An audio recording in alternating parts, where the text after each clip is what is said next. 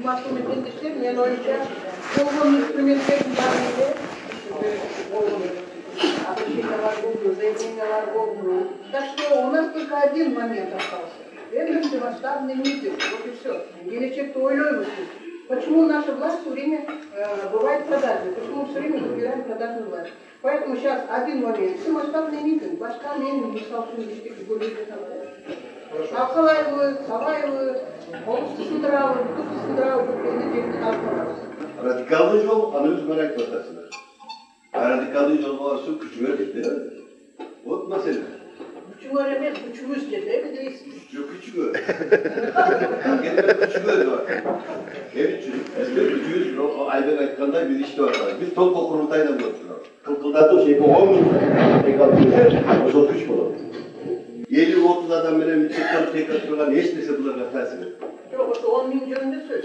Күч азыр андай сатыштуу эмес. Реалист болуш. Баары аштой düşünmeler жүрөт. Biz аны иштеп атабыз. Регион боюнча иштешип атабыз.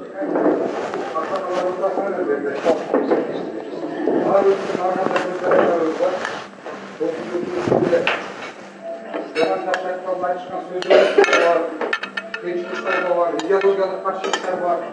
Ошоға қарабастан бір маселеде біз барлығымыз бір болып қалдық. Бұл кеңеш пәтерлерге идеялары чоңылталып бір осыны айталы бар. Бізде арқандай варианттар бар. Акцияларды ұйыштыру, митингтерді ұйыштыру, ал жағынан алды. Біз барғанда айтқандай әркім өзінше кетеді. Bir централизованный bir uyum olsun. Алдын барлық білеміз керек болады.